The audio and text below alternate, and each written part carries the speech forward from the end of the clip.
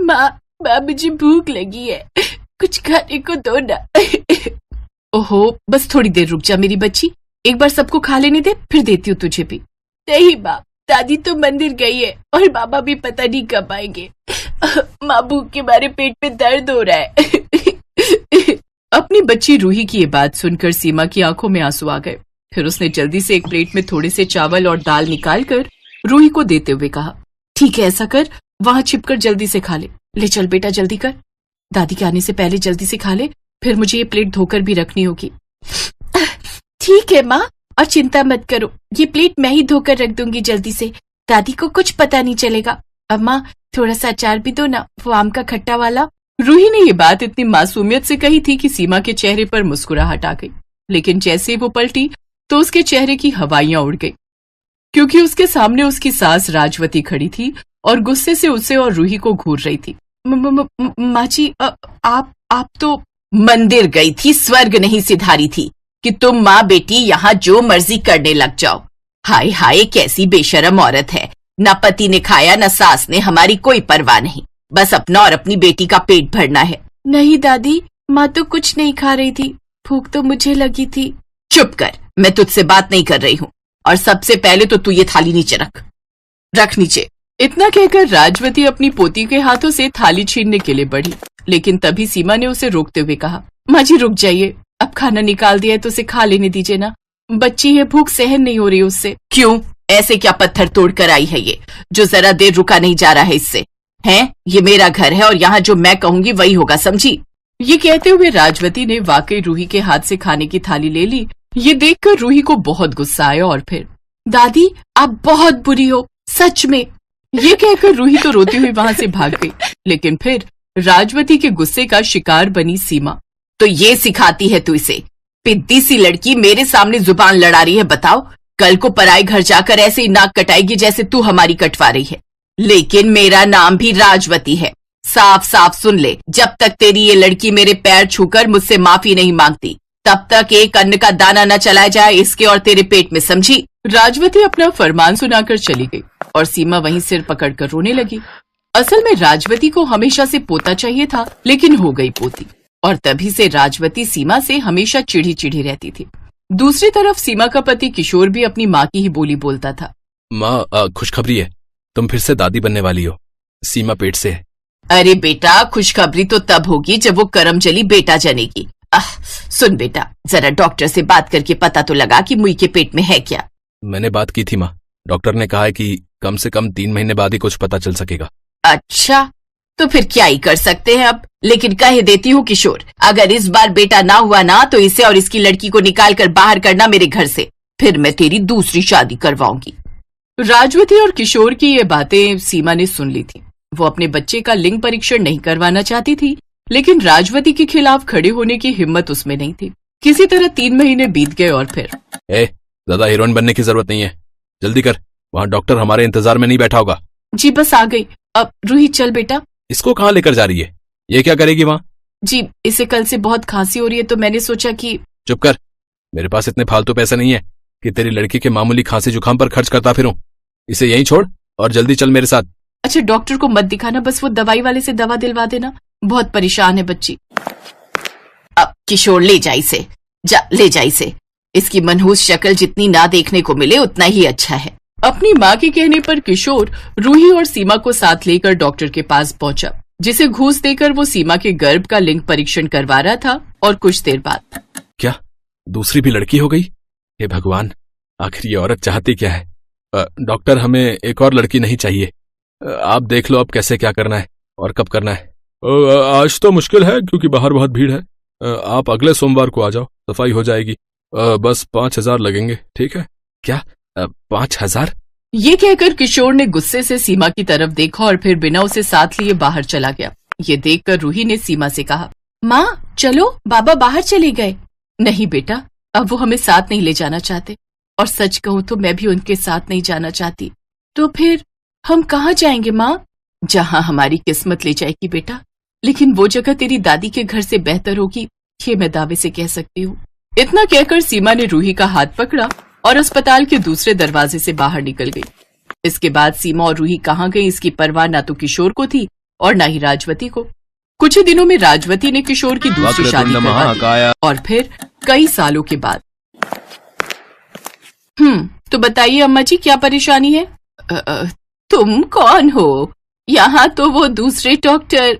मैं डॉक्टर जूही हूँ और अब से डॉक्टर विशाल की जगह मैं हूँ यहाँ। आप इत्मीनान रखिए, मैं आपका इलाज बहुत अच्छे से करूंगी।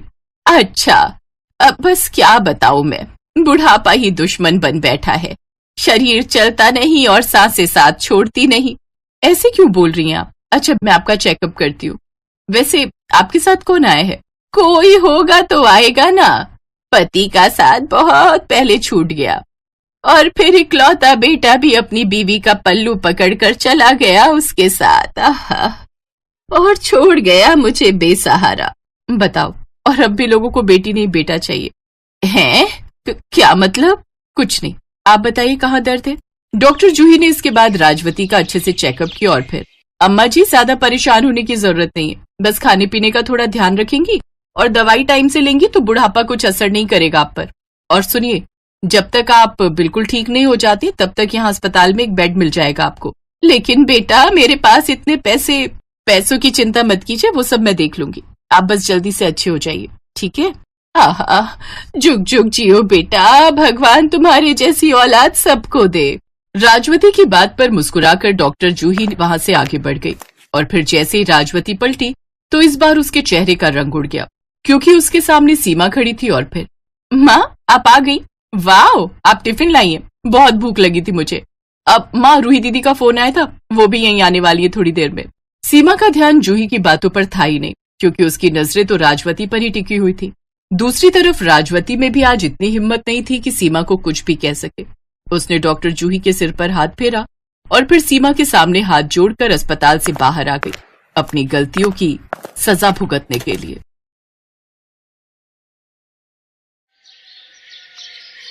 अनुराधा के पति का अचानक एक बीमारी से देहांत हो गया। 5 बेटियों की जिम्मेदारी अनुराधा पर आ गई। देख अनुराधा, अब हम तेरा और तेरी बेटियों का बोझ अब और नहीं उठा सकते। इन्हें ले और यहाँ से निकल जा। पर भाभी, मैं इन 5 को लेकर कहाँ जाऊंगी?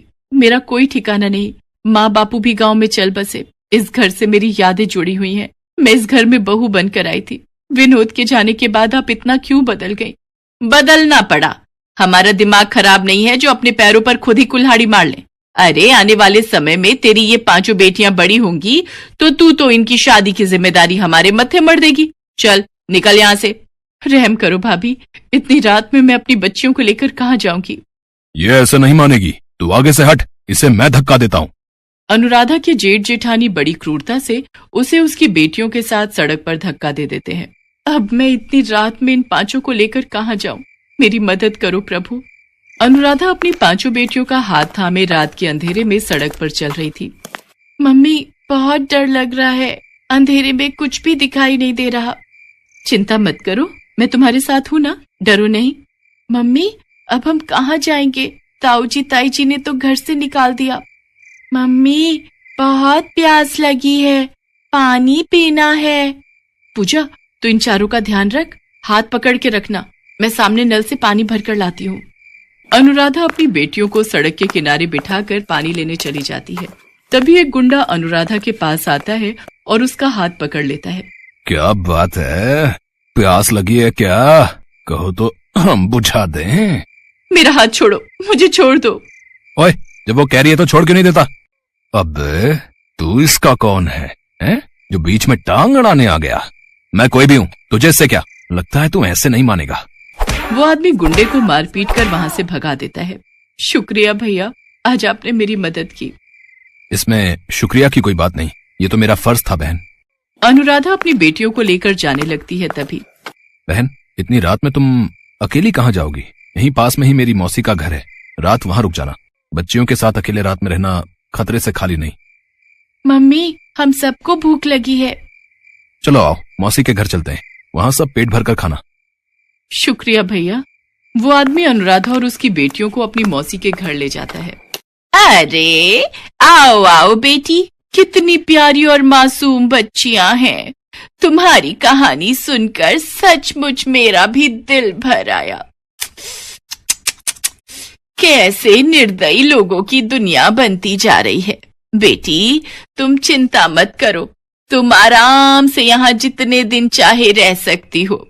मौसी जरा इधर आना, मैं कह रहा था बच्चियों को भूख। मौसी और वो आदमी बातें करने लगते हैं। कुछ देर बाद, माँ पानी पीना है, तुम यहीं पलंग पर बैठो, मैं लेकर आती हूँ। देखो मुन्नी बाई, बड़ी मुश्किल से ये चिड़िया और उसके चूजे हाथ में आए हैं। तुम्हारे तो दोनों हाथों में चांदी है, तुम अपनी दुकान आराम से चला सकती हो। बात तो तू ठीक कह रहा है, पर इसे शक तो नहीं हुआ ना कि ये कोठे पर लाई गई है और तू इसे और इसकी बेटियों को बेचने के लिए यहाँ लाए है? अरे नहीं मुन्नी बाई, बस अब तुम जल्दी से मेरे पैसे मुझे दो, मैं यहाँ से जाऊं। हाँ, ये आदमी मुझे यहाँ बेचने लाए हैं। नहीं, मुझे यहाँ से भागना होगा। मैं अपनी बेटियों के साथ कुछ गलत नहीं होने दूंगी। अनुराधा कमरे में जाती है। चलो बच्चों, हम यहाँ नहीं रुकेंगे, वो दरवाजा खुला है, एक एक करके तुम सब वहां से बाहर जाओ, आराम से, वो अंकल देख ना पाए।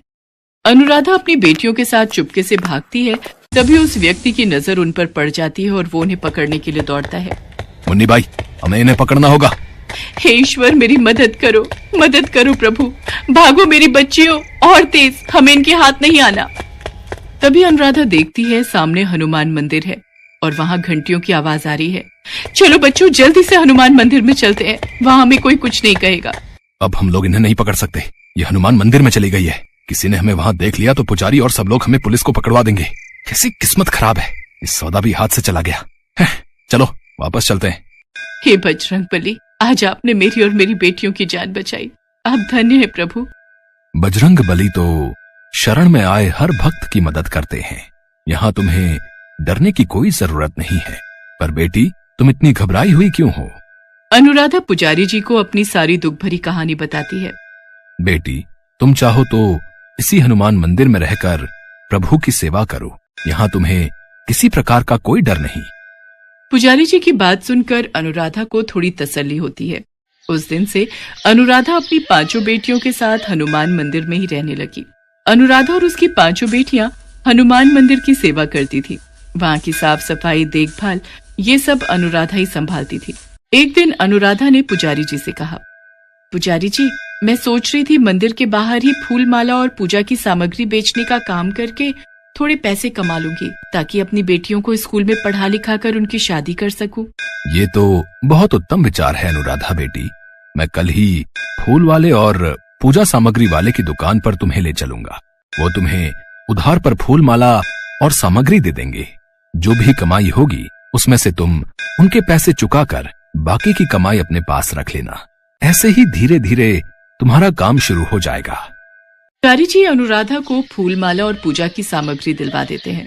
अनुराधा मंदिर के बाहर ही फूल माला और पूजा की सामग्री बेचने लगी। अनुराधा ने अपनी बेटियों को एक सरकारी स्कूल में डाल दिया। अब उसकी बेटियां पढ़ने जाने लगी थीं।